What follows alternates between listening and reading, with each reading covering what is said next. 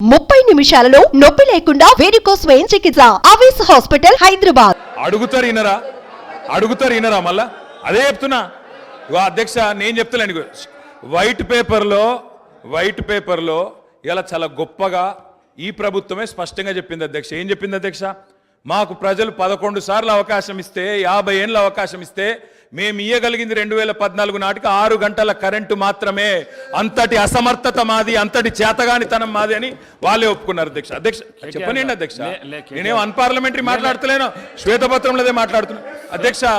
కాంగ్రెస్ అధ్యక్ష ఇప్పుడు మీది కాంగ్రెస్ పార్టీ కాదు సార్. అధ్యక్ష మీరు మాకు అవకాశం ఇవ్వాలి సార్, తప్పు సార్ సార్. ఆయన మాట్లాడినప్పుడు నాకు అవకాశం ఇవ్వాలి మీరు దయచేసి. అధ్యక్ష విజయవాడలో రాయలసీమ థర్మల్ పవర్ కేంద్రం ఎక్కడ పెట్టిన అధ్యక్ష? కడపలో బొగ్గుందా అధ్యక్ష? కడపలో నీళ్లున్నాయా అధ్యక్ష? విజయవాడలో బొగ్గుందా? ఇలా బాగా మాట్లాడుతున్నారు. ఆ రోజు తెలంగాణలో విద్యుత్ కేంద్రాలు కట్టకుండా తెలంగాణ ఏర్పడే నాటికి 2700 లోటు మెగావాట్లతో 2700 మెగావాట్ల లోటుతో ఆనాడు మాకు నష్టాల్లో అప్పజెప్పిపోయింది. వీలు కాదా అధ్యక్ష? 6 గంటల కరెంట్ ఇచ్చింది వీలు కాదా? నేదునూరు గురించి మాట్లాడుతున్నారు అధ్యక్ష, నేదునూరు గురించి చెప్తా అధ్యక్ష.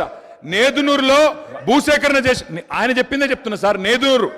నేదునూరులో గ్యాస్ ఆధారిత విద్యుత్ కేంద్రం పెడతామన్నారు. శంకర్పల్లిలో జయపాల్ రెడ్డి గారు, మేము ఒక నేదునూరులోనే ధర్నా చేయలేదు సార్. మీ జిల్లా శంకర్పల్లిలో కూడా మేమే ధర్నా చేసినాం, నేదునూరులో కూడా మేమే ధర్నా చేసినాం. 2 దగ్గరలో రైతుల భూములు తీసుకున్నారు. గ్యాస్ సార్ ఇప్పుడు వైట్ పేపర్ మీద చర్చ జరుగుతుంది అధ్యక్ష. సార్ మా గౌరవ సహచర మంత్రి గారు నేదునూరు గురించి అడిగారు. మళ్ళా రాజకీయంగా చర్చ మొదలుపెట్టే ప్రయత్నం చేస్తూ ఉన్నారు గౌరవనీయులు. మేము అడుగుతా ఉన్నాము, ఎవరైతే సిపిఐ సభ్యులు వారి చర్చ ఇంకా జరిగేది ఉందో చెప్పండి. తర్వాత వారి పూర్తి స్థాయిలో క్లారిఫికేషన్లో అడగమనండి సార్. తప్పకుండా పూర్తి స్థాయిలో వారు జవాబు చెప్తారు పవర్ మంత్రి గారు. దయచేసి మరి ఆ చర్చను కొనసాగించే విధంగా సిపిఐ గౌరవ శాసనసభ్యులకు అవకాశం అనుకుంటారు. సార్ అది జైపూర్ ఫౌండేషన్ వేసినారు. నా పిండ ప్రదానం చేశారు. ఒక సభ్యుని ఆవేదన చెప్పుకుంటాడు. కడప కర్నూలు గురించి మాట్లాడతారు అధ్యక్ష. నా జిల్లాలో ఎందుకు చేయలే? పిండ ప్రదానం చేశారు కదా అని అడుగుతాను అధ్యక్ష. ఇవాళ ఎందుకు మీరు ఆ ప్రాజెక్టు చేపట్టలేని అడుగుతా, దానికి ఎందుకు సార్? మంత్రి గారు అడిగిన ప్రశ్నకు జవాబే ఇవ్వండి మీరు దయచేసి. ఇలా బాధ ఎక్కడ అనిపిస్తుంది సార్ అంటే, సరే మంత్రులకు ఆవేశం రావచ్చు, పాపం వారికి ఏదో గతంలో ఏదో అవమానం జరిగిందని బాధపడుతుండొచ్చు. కానీ మరి స్వయంగా ఈ ముఖ్యమంత్రి గారే మా నాయకుడు కేసీఆర్ గారి పిండం పెడతా అని చెప్పి మాట్లాడిన నాయకుడు సార్. దాని గురించి నేను పోను, కానీ దాని లోపలికి నేను పోను. కానీ అధ్యక్ష వారికి తెలవాలా, మంత్రి వారికి తెలవాలా. ముఖ్యంగా శ్వేతపత్రం ప్రచురించింది ప్రభుత్వం, అన్ని సమగ్రమైన సమాచారంతో అవగాహనతో రావాలి. నేదునూరులో ఎక్కడ మానకొండూరు నియోజకవర్గం నేదునూరులో, అదేవిధంగా శంకర్పల్లి ఇవాళ చేవెళ్ళ నియోజకవర్గం శంకర్పల్లిలో ఆనాడు యూపీఏ ప్రభుత్వం ఉన్నప్పుడు గ్యాస్ ఆధారిత విద్యుత్ కేంద్రాలు నెలకొల్పుతామని చెప్పి భూసేకరణ చేసిండ్రు, రైతుల దగ్గర తీసుకున్నారు. మేము టీఆర్ఎస్ పార్టీగా ఆనాడు ఒక దగ్గర ధర్నా చేయలే, ఒక వ్యక్తికి వ్యతిరేకంగా ధర్నా చేయలే. కేంద్ర ప్రభుత్వమే తీసుకున్న నిర్ణయాన్ని గ్యాస్ ఆధారిత విద్యుత్ కేంద్రాలు ఎందుకు పెడతలేరు? బొగ్గు లేని విజయవాడలో ఎందుకు పెడతారు? బొగ్గు నీళ్లు లేని రాయలసీమలు ఎందుకు పెడతారు? మా కాడ ఎందుకు పెట్టరు అని ఆనాడు తెలంగాణ ప్రయోజనాల కోసం తప్పకుండా తెలంగాణ బిడ్డలుగా, తెలంగాణ రాష్ట్రాన్ని సాధించిన పార్టీగా గట్టి కొట్లాడినాం. అధ్యక్ష నేను ఒకటే అడుగుతా ఉన్నా, గౌరవ మంత్రి గారికి అవగాహన ఉండాలా. ఈ దేశంలో ఎక్కడన్నా గ్యాస్ ఆధారిత విద్యుత్ కేంద్రం సఫలమైందా? నేదునూరులో గ్యాస్ అలొకేషన్ అయ్యిందా? ఏదో అక్కడ హాట్ స్పాట్స్గా భూములు తెచ్చిండ్రు, ఏదో క్లియరెన్స్ అన్నారు, పారేసిపోయిండ్రు తప్ప ఆనాడు యూపీఏలో జయపాల్ రెడ్డి గారు స్వయంగా పెట్రోలియం శాఖ మంత్రిగా ఉండే గ్యాస్ అలొకేషన్ చేయలే. గ్యాస్ అలొకేషన్ చేయలేదు కాబట్టే ఆ 2 ప్రాజెక్టులు టేకాఫ్ కాలేదు. నేను మంత్రి గారిని కోరుతా ఉన్నా, ఇప్పుడు టేకప్ చేయండి. ప్రభుత్వం మీది. నేదునూరులో పెట్టండి, శంకర్పల్లిలో పెట్టండి, తప్పకుండా పెట్టి ఇప్పుడు హామీ ఇవ్వాలా. ప్రభుత్వం కమిట్మెంట్ ఇవ్వాలా. గౌరవ డిప్యూటీ సీఎం గారు హామీ ఇస్తారని చెప్పి కూడా నేను నమ్ముతా ఉన్నా. ఇంకొక మాట కూడా అధ్యక్ష, ఇవాళ ముఖ్యమంత్రి గారు చాలా మాటలు మాట్లాడినారు. ఒక మాట మాత్రం నేను చెప్తా అధ్యక్ష. ఇవాళ నోటికొచ్చినట్టు అక్బరుద్దీన్ ఓవైసీ గారు మాట్లాడుతుంటే వారిని అవమానిస్తారు, ఇక్కడ మేము మాట్లాడితే మమ్మల్ని అవమానిస్తారు. సార్ కూనమనేని సాంబశివ గారు సార్ ఒక నిమిషం సార్. మా భారతీయ జనతా పార్టీ పేరు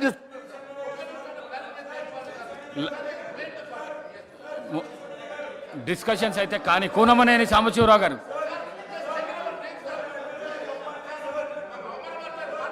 ఇస్తా సాంబశివరావు గారు మాట్లాడంగానే మీకే ఇస్తా.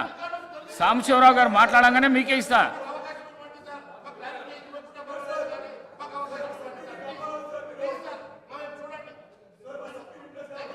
మాట్లాడండి మహేశ్వర్ రెడ్డి గారు. Sir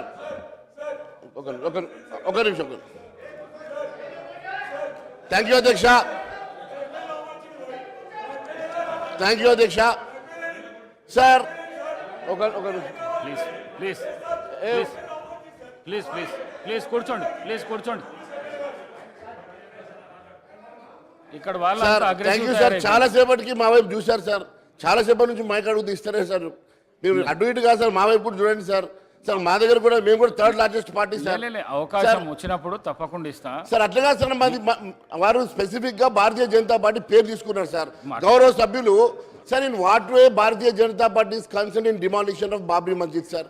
how can honourable member say about this sir? Sir sir sir this is the house sir. ఇక్కడ గౌరవమైనటువంటి సభలో ఇలాంటి పచ్చి అబద్ధాలు మాట్లాడడం సబబు కాదు సార్. ఇది చాలా అన్యాయం. ఎంఐఎం ఈ రకంగా అవమానపరిచే మాటలు మాట్లాడితే ఊరుకునే సమస్య లేదు సార్.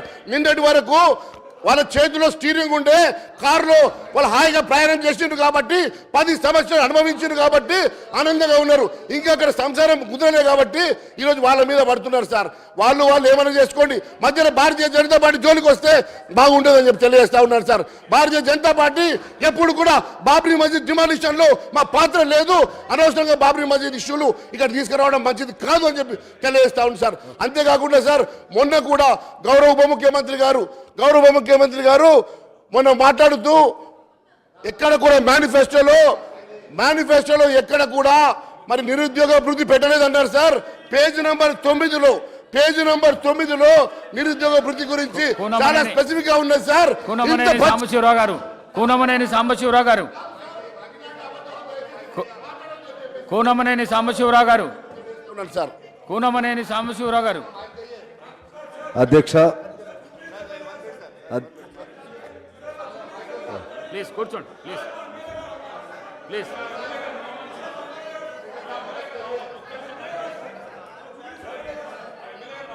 కూనమనేని సాంబశివరావు గారు మాట్లాడినాక ఇస్తా, తప్పకుండా ఇస్తా, మైక్ ఇస్తా. కూనం అధ్యక్ష,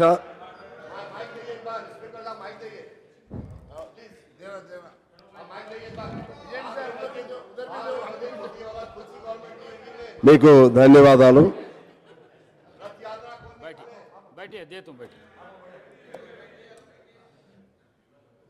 ఒక తుఫాను వెలిసినట్లుగా ఉంది. మాలాంటి వాళ్ళకి అదేమనంటే సభ్యులు సంఖ్య ఇటువంటి చెప్తూ ఉంటారు. ఒక్కళ్ళైనా సరే ఇక్కడ అందరూ సమాన హక్కులే ఉంటాయి.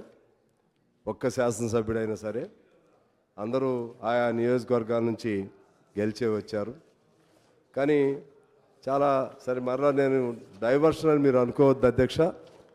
కానీ ఇవాళ ఈ సభ జరుగుతున్న పరిస్థితులు చూస్తుంటే ఎజెండాకు సంబంధించి కాకుండా ఏవేమో అంశాలన్నీ రావటం చాలా బాధాకరంగా ఉంది.